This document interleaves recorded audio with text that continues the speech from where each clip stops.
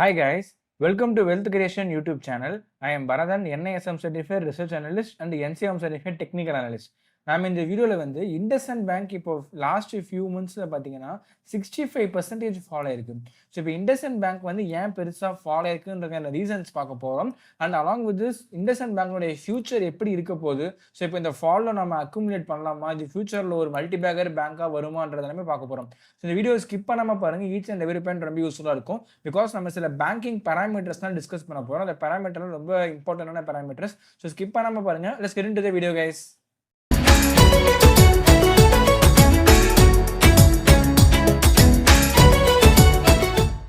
IndusInd bank வந்து பெருசாக follow ஆக ஸ்டார்ட் ஆனது பார்த்தீங்கன்னா லாஸ்ட் இயர் அக்டோபர்லேருந்து தான். ஸோ லாஸ்ட் இயர் அக்டோபர் அந்த டைமில் வந்து அவங்களுடைய Q2 ரிசல்ட் டிக்ளேர் பண்ணாங்க. ரிசல்ட் ரொம்ப வீக்காக இருந்துச்சு, ஸ்டாக் நல்லா ஃபாலோ ஆச்சு.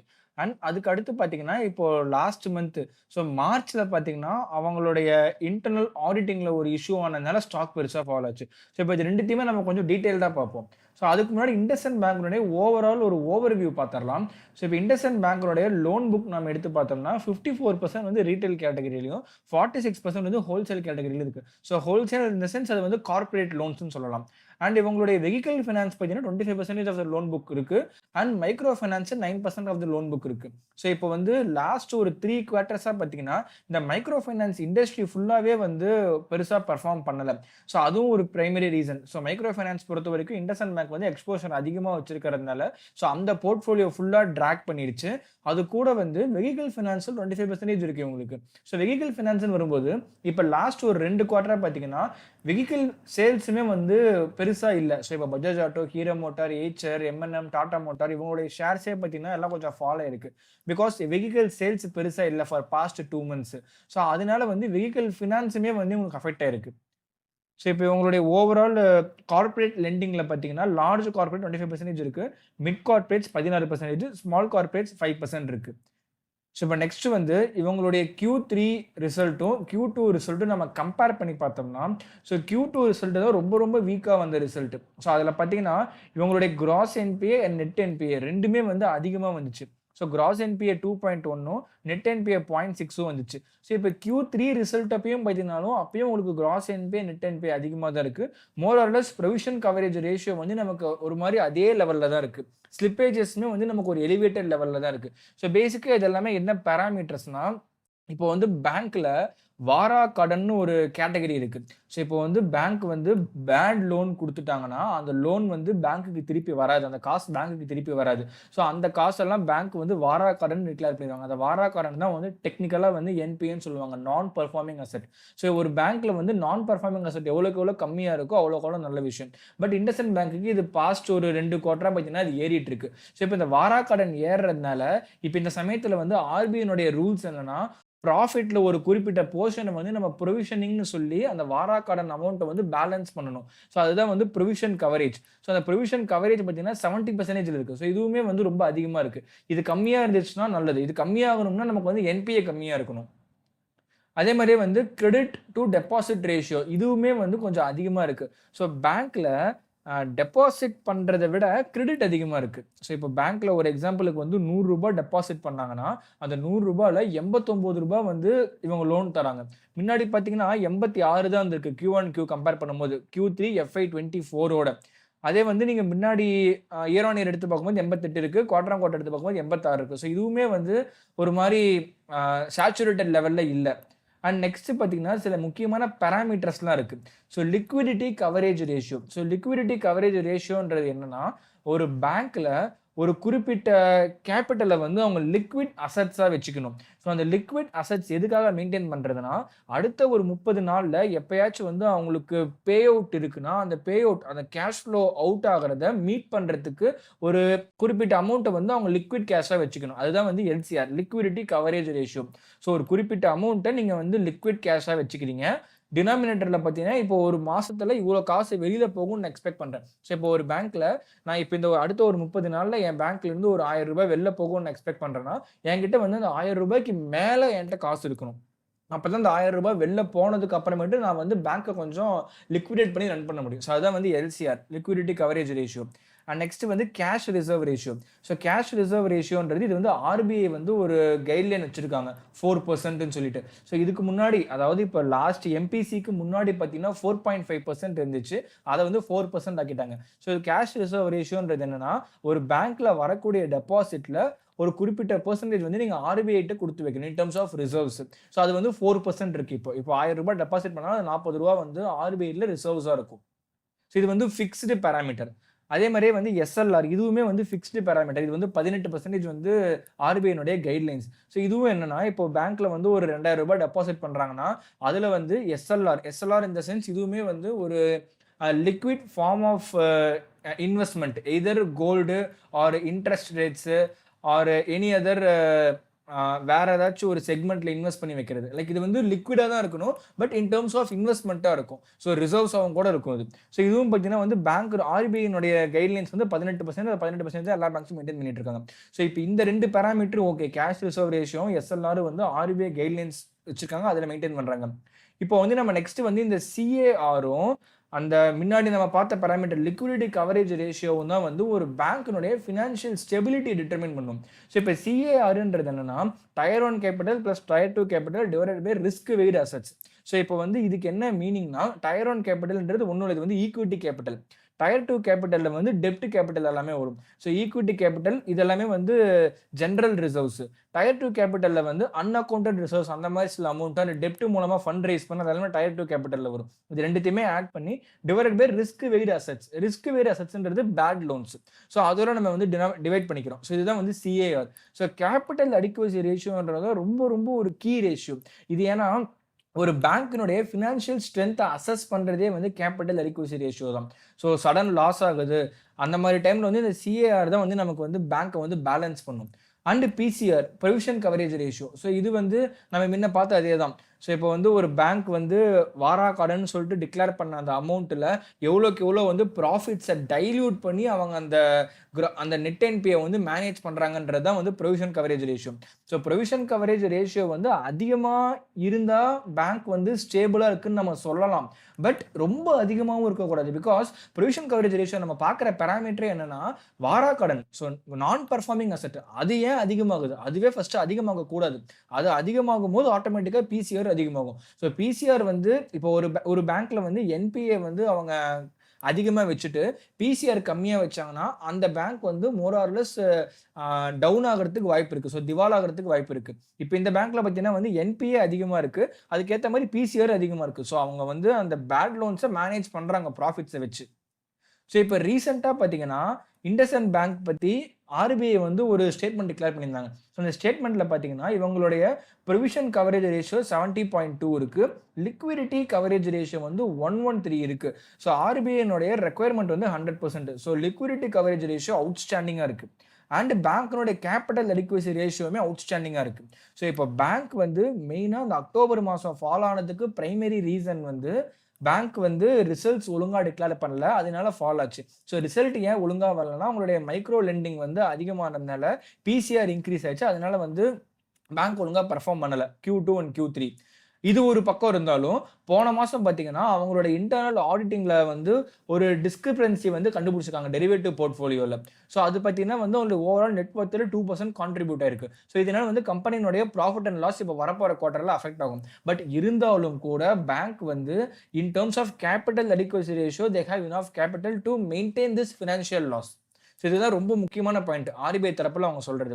அண்டு நீங்கள் இண்டஸ்இண்ட் பேங்க் தரப்பில் பார்த்தீங்கன்னா இவங்க வந்து இப்போது லாஸ்ட் ஃப்ரைடே வந்து இவங்க அவங்களுடைய Q4 அப்டேட் கொடுத்தாங்க. ஸோ Q4 அப்டேட்டுமே வீக்காக தான் இருக்குது. ஸோ லோன் க்ரோத் பார்த்தீங்கன்னா ரொம்ப வீக்காக தான் இருக்குது. அண்ட் டெபாசிட்ஸும் வந்து ஜஸ்ட் 6% தான் வந்து இன்க்ரீஸ் இருக்குது. ஸோ இது வந்து Q4 அப்டேட் வைஸ் பார்க்கும்போது அப்டேட் வீக்காக தான் இருக்குது. இப்போ நெக்ஸ்ட் நம்ம வந்து டெக்னிக்கல்ஸ் பார்ப்போம். இண்டஸ்இண்ட் பேங்க் பார்த்தீங்கன்னா 2009 இருந்து 2018 வரைக்கும் ஒரு மல்டி பேக்கு ரிட்டர்ன்ஸ் குடுத்திருக்கு. ஸோ ஆல்மோஸ்ட் ஒரு ரூ. 26லிருந்து ரூ. 2000 வரைக்கும் மேல போயிருக்கு. ஸோ 5600% ரிட்டர்ன்ஸ் குடுத்திருக்கு. ஸோ ஒரு மல்டி பேக்கா ரிட்டர்ன்ஸ் குடுத்துட்டு அதுக்கப்புறமேட்டு வந்து பேங்க்கினுடைய ஷேர்ஸ் வந்து கிராஷ் ஆக ஆரம்பிச்சுச்சு. ஸோ டியூரிங் டிமானிட்டைசேஷன் பீரியட் கொஞ்சம் கிராஷ் ஆச்சு. அதுக்கப்புறம் திருப்பி கோவிட் டைம்ல நல்லா பெருசாவே கிராஷ் ஆச்சு. அதுக்கப்புறம் பார்த்தீங்கன்னா, ஸோ போஸ்ட் கோவிட் பேங்க் வந்து ஒரு ஒன் வே ராலி மாரி தான் இருந்துச்சு. இடையில அப்பப்போ லைட்டா ஃபால் ஆச்சு. பட் இப்போ நடந்திருக்கிற ஃபால் பார்த்தீங்கன்னா, ரொம்ப சீரியஸான ஃபால். லைக் இத நம்ம ஒரு கிராஷா கூட எடுத்துக்கலாம்.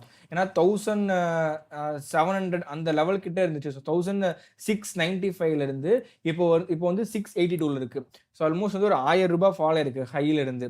ஸோ இப்போ நம்ம பேங்கிங் ஸ்டாக்ஸ் பொறுத்தவரைக்கும் கிரெடிபிலிட்டின்றது ரொம்ப முக்கியம். அண்ட் கம்ப்ளையன்ஸ் இது ரொம்ப ரொம்ப முக்கியமான பாராமீட்டர். இப்போ வந்து இந்த கேண்டில் பார்த்தீங்கன்னா, இந்த அக்டோபர் அப்போ வந்து ஃபால் ஆனது ஓகே. இது வந்து ஒரு அக்செப்டபிள் ஒரு ஃபால் தான். ஏன்னா எல்லா பேங்க்ஸுக்குமே வந்து அவங்களோட இண்டிவிஜுவல் அப்ஸ் அண்ட் டவுன்ஸ் இருக்கும். இன் டெர்ம்ஸ் ஆஃப் பெர்ஃபார்மன்ஸ். ஏன்னா எல்லா பேங்க்குமே ஒரே மாரி பெர்ஃபார்மன்ஸ் பண்ணாது. ஸோ இப்போ இந்த டைம்ல பார்த்தீங்கன்னா, அவங்களோட மைக்ரோ ஃபைனான்ஸ் லெண்டிங்கும், வெஹிக்கிள் லோன் புக்கும் எக்ஸ்போஷர் அதிகமா இருக்கிறதுனால, அந்த Q2 வந்து ஓவரால் மைக்ரோ ஃபைனான்ஸ் இண்டஸ்ட்ரி ஃபுல்லா எல்லாமே வந்து பயங்கரமா ஹிட் பண்ணிருச்சு. ஸோ அதனால இந்த பேங்க்கோட ப்ராஃபிட்டபிலிட்டியுமே அடி வாங்கிருச்சு. பிகாஸ் ஆஃப் ப்ரொவிஷன் அதிகமா கவர் பண்ணதுனால. பட் இது வந்து அக்செப்டபிள் தான். எல்லா பேங்க்குக்குமே டஃப் ஃபேஸ் வரும். அந்த டஃப் ஃபேஸ் இதுவுமே வந்து அக்செப்டபிளா தான் இருந்துச்சு. பட் நீங்க லாஸ்ட் மந்த் மார்ச்ல நடந்த ஈவென்ட் பார்த்தீங்கன்னா, அது வந்து அக்கவுண்டிங் டிஸ்கிரிபன்சி. ஸோ இப்போ வந்து பேங்க் வந்து லைக் ஒரு ஃபினான்ஷியல் ஸ்கேம்ன்ற மாரி நம்ம சொல்லலாம். ஸோ பேங்க் வந்து அவங்களோட டெரிவேட்டிவ் போர்ட்ஃபோலியோ வந்து அவங்க அக்கவுண்டிங் பண்றதுல ஒரு 2% கணக்கு வந்து அவங்களுக்கு வந்து மிஸ்மேட்ச் ஆயிருக்கு. ஸோ இது வந்து ஒரு பெரிய ப்ராப்ளம். ஏன்னா பேங்க் பொறுத்தவரைக்கும் கிரெடிபிலிட்டின்றது ரொம்ப முக்கியம். ஏன்னா இவங்க வந்து ஆர்பிஐக்கு ரொம்ப கம்ப்ளையன்ஸா இருக்கணும். ஸோ அந்த கம்ப்ளையன்ஸ வந்து இவங்க மிஸ் பண்ணிட்டாங்க. என்னதான் அமௌண்ட் சின்ன அமௌண்ட்டா இருந்தாலும், இப்ப ஆர்பிஐ தரப்புல அவங்க ஒரு கைட்லைன்ஸ்ல குடுத்துட்டாங்க. ஸோ இது வந்து ஒண்ணும் பெரிய ப்ராப்ளம் கிடையாது. இண்டஸ்இண்ட் பேங்க் கிட்ட போதுமான அளவுக்கு சிஏஆர் இருக்கு, எஸ்எல்ஆர் இருக்கு. அண்ட் மத்த பாராமீட்டர்ஸ் எல்லாமே ஸ்ட்ராங்கா தான் இருக்கு. ஸோ இந்த ஃபினான்ஷியல் லாஸ ஈஸியா அவங்க அப்சர்வ் பண்ணிருவாங்கன்னு அவங்க சொல்லியிருக்காங்க. பேங்க்குமே ஓவர் கம் பண்ணிரும். இப்ப ஒண்ணும் பெரிய ப்ராப்ளம் கிடையாது. பட் அந்த கிரெடிபிலிட்டி அவங்க லூஸ் பண்ணிட்டாங்கன்னா, ஃபியூச்சர்ல இத விட பெரிய ஃபினான்ஷியல் ஸ்கேம் நடக்காதுன்றதுக்கு என்ன நிச்சயம்? ஸோ ஒரு அக்கவுண்டிங் மிஸ்மேட்ச் இத விட பெருசா நடக்காம இருக்குன்றதுக்கு என்ன நிச்சயம்? ஸோ அந்த கிரெடிபிலிட்டி அவங்க லூஸ் பண்ணதுனால, ஸ்டாக் வந்து அந்த பர்ட்டிகுலர் மந்த் மட்டும் 34% ஃபால் ஆயிருக்கு. நம்ம டெக்னிக்கல்ஸா நம்ம அனலைஸ் பண்ணோம்னா, டெக்னிக்கல்ஸ் பொறுத்தவரைக்கும் நமக்கு இந்த ஏரியா வந்து ஒரு நல்ல ஒரு ஆர்டர் பிளாக் ஜோனா ஆக்ட் ஆகும். அண்ட் மோர் ஓவர் ஸ்டாக் இப்ப அந்த இடத்த நோக்கி தான் வந்துட்டு இருக்கு. ஸோ இப்போ வந்து ஒரு 590ல அரவுண்ட் ஒரு 520 அந்த ஜோனுக்குள்ள நம்ம லாங் டெர்ம் அக்குமுலேஷன் பண்ற மாரி இருந்தா பிளான் பண்ணலாம். பிகாஸ் இண்டஸ்இண்ட் பேங்க் பொறுத்தவரைக்கும் நம்ம அனலைசிஸ் வந்து டைரக்ட்டா லைக் இது வந்து நல்லா இறங்கி இருக்கு. நல்ல பேங்க்கு, 5த் லார்ஜஸ்ட் பிரைவேட் பேங்க்கு, நல்ல பேங்க்கு, நல்ல ஒரு கிரெடிபிலிட்டி உள்ள ஒரு ஸ்டாக்கு, நல்ல ஃபால் ஆயிருக்கு வாங்கி வைப்போம். ஃபியூச்சர்ல நல்லா ஏறுவோம். அந்த மாரி நம்ம பிளைண்டா வாங்க முடியாது. பிகாஸ் பேங்க் வந்து அவங்களுடைய அக்கவுண்டிங் டிஸ்கிரிபன்சி பண்ணதுனால, இது நம்ம ஒரு சீரியஸா தான் எடுத்தாகணும். ஸோ இப்ப இங்கிருந்து இந்த பேங்க் வந்து ஃபியூச்சர்ல பெருசா ஏதாச்சும் ப்ராப்ளத்துல மாட்டுனாங்கன்னா, இதுவும் எஸ் பேங்க் மாரி ஒரு பென்னி ஸ்டாக்கா மாறுறதுக்கும் வாய்ப்பு இருக்கு. First point. செகண்ட் பாயிண்ட் இதுக்கு அப்புறமேட்டு பேங்க் வந்து அவங்களோட கிரெடிபிலிட்டி கரெக்ட்டா மெயின்டெயின் பண்ணாங்கன்னா, மூவிங் ஃபார்வர்ட் இன்னும் ஒரு 2, 3 வருஷம் கழிச்சு இப்போ நீங்க பேங்க்கினுடைய அவங்களுடைய மேனேஜிங் டைரக்டர் அண்ட் சிஇஓ அவங்களுடைய ஸ்டேட்மெண்ட்ஸ்லாம் கேட்டு பார்த்தீங்கன்னா, அவங்க எல்லாருமே நல்லா ஸ்ட்ராங்கா தான் பேசிட்டு இருக்காங்க. அண்ட் இதுல இன்னொரு ஒரு பெரிய குழப்பம் என்னன்னா, ஆர்பிஐக்கும் இந்த பேங்க்கினுடைய மேனேஜிங் டைரக்டருக்குமே வந்து ஒரு மிஸ் அண்டர்ஸ்டாண்டிங் இருக்கு. ஸோ அவங்களுடைய ஆர்பிஐனுடைய நோக்கம் என்னன்னா, இவங்களுடைய டாப் மேனேஜிங் பொசிஷன்ல உள்ள பீப்பிள வந்து அவங்க ஃபயர் பண்ணணுன்றதெல்லாம் அவங்க மூவ் பண்றாங்க. அது ரிலேட்டடா தான் வந்து அவங்க சில பிளான்லாம் வச்சிருக்காங்க. இவங்க வந்து டெர்மினேட் பண்ணிடலான்ற மாரி. பட் பேங்க் தரப்புல அந்த மாரி எந்த விதமான ஸ்டேட்மெண்ட்டுமே டிக்ளேர் பண்ணல. ஸோ மோர் ஓவர் இப்ப பேங்க சுத்தி நெறைய வந்து கான்ஸ்பிரசி தியரீஸ் தான் போயிட்டு இருக்கு. ஸோ அதனால வந்து இப்போதைக்கு இந்த பேங்க்க வந்து நம்ம வாட்ச் பண்றது மட்டும் தான் பிரிஃபரபிள். இன்கேஸ் நீங்க ஒரு லாங் டெர்ம் இன்வெஸ்டரா ஹையர் லெவல்ல வாங்கியிருந்தாலும் கூட, இப்போதைக்கு நீங்க ஆவரேஜ் பண்ணாதீங்க. உங்களுக்கு பெரிய லாஸ்ல இருந்தாலும் கூட, நீங்க ஆவரேஜ் பண்ணீங்கன்னா உங்களுக்கு ஹியூஜ் கேப்பிட்டல் நீங்க மாற்றுறதுக்கு வாய்ப்பு இருக்கு. இன்கேஸ் நீங்க ஒரு ஃப்ரெஷ் இன்வெஸ்டரா இருக்கீங்கன்னா, இந்த ஜோன் பார்த்துக்கங்க. இந்த ஜோன்ல நம்ம லாங் டெர்ம் அக்குமுலேஷன் பண்ணலாம். அது எப்ப பண்ணலாம்னா, பேங்க்ல உள்ள இந்த குழப்பங்கள்லாம் வந்து தீர்வானதுக்கு அப்புறமேட்டு நம்ம பண்ணலாம். நீங்க ஒரு லாங் டெர்ம் இன்வெஸ்டரா மேல எங்கேயாவது வாங்கியிருந்தாலும் கூட, ஆவரேஜிங் எப்ப பண்ணலாம்னா, ஒரு பெட்டரா கிளாரிட்டி கிடைச்சதுக்கு அப்புறம் நம்ம பண்ணலாம். இப்ப நம்ம வந்து ஃபண்டமெண்டலா சில பாராமீட்டர்ஸ்லாம் பார்த்துரலாம். பேங்க் வந்து in terms of book value and current ரேஷியோல எப்படி இருக்குன்றத பார்த்துரலாம். இப்போ IndusInd Bankனுடைய ஃபண்டமெண்டல்ஸ் நம்ம செக் பண்ணோம்னா, ஃபண்டமெண்டலி வந்து ரொம்ப ரொம்ப வந்து ஒரு அண்டர் வேல்யூடு ஸ்டேட்ல இருக்கு. புக் வேல்யூ பாருங்களேன் 836 இருக்கு. ஸோ பிரைஸ் டு புக் நீங்க கால்குலேட் பண்ணீங்கன்னா 0.8 தான் வருது. அண்ட் ஸ்டாக் பி பாருங்க 7.3 தான் இருக்கு. அண்ட் ROC, ROI ஓரளவுக்கு டீசென்ட்டா தான் இருக்கு. ROI 15ன்றது ஒரு outstanding ROI for a banking stock. Promoter holding லோவா இருக்கு. அது வந்து ஆப்வியஸ்லி பேங்கிங் ஸ்டாக்ஸ் நிறைய ஸ்டாக்ஸ் வந்து ப்ரமோட்டர் ஹோல்டிங் லோவா தான் இருக்கு. அது ஒன்றும் பெரிய ப்ராப்ளம் கிடையாது. எனக்கு ஃபண்டமெண்டல் பொறுத்த வரைக்கும் ஒரு பெரிய ப்ராப்ளம்னா பிளெட்ஜ். ஸோ பிளெட்ஜ் 50% இருக்கு. அன்லெஸ் நீங்க HDFC, ICICI, ஆக்சிஸ், கோட்டக் இந்த பேங்க்ல எடுத்து பார்த்தீங்கன்னா உங்களுக்கு பிளெட்ஜே இருக்காது. டெப்ட் அதிகமாக தான் இருக்கும் பேங்க்ல. அது ஒன்றும் பெரிய ப்ராப்ளம் கிடையாது. டெப்ட் ஈக்விட்டி அதிகமாக தான் இருக்கும். ஸோ அதுவும் பெரிய ப்ராப்ளம் கிடையாது. ஸோ ஓவரால் ஃபண்டமெண்டல் பேராமீட்டர்லேயே வந்து நமக்கு ஒரு கன்சர்னிங் பேராமீட்டர்னா பிளெட்ஜ் மட்டும்தான். மற்றபடி வந்து கிரஹாம் நம்பர் அண்ட் EPS எல்லாமே ஸ்ட்ராங்காக தான் இருக்கு. டிவிடெண்டுமே நல்லா தரக்கூடிய ஒரு பேங்க் தான் இது. And overall profit and loss நம்ம இயர்லி எடுத்து பார்த்தோம்னா, ஸோ ப்ராஃபிட்ஸுமே நல்லா தான் க்ரோவாக இருக்குது. ஸோ 1000 crore வந்து இப்போ ஆல்மோஸ்ட் 9000 crore வரைக்குமே ப்ராஃபிட் க்ரோவாக இருக்குது போன வருஷம் ஸ்டேட்மெண்ட் படி பார்த்தோம்னா. இப்போ ட்ரைலிங் 12 மந்த்துக்கு ரிசல்ட் கொஞ்சம் அடி வாங்கியிருக்கு. பிகாஸ் இப்போ இந்த லாஸ்ட் 2 குவார்ட்டர் மட்டும் பாருங்களேன், செப்டம்பரும் டிசம்பரும் ரொம்ப வீக் ரிசல்ட். பிகாஸ் பொசிஷனிங் நிறையா பண்ணிட்டாங்க. ஏன்னா இவங்களுக்கு வந்து ப்ராஃபிட்னு எடுத்து பார்த்தீங்கன்னா ஆல்மோஸ்ட் ஒரு 2800 crore கிட்டவே இருந்திருக்கு உங்களுக்கு அமௌண்ட்.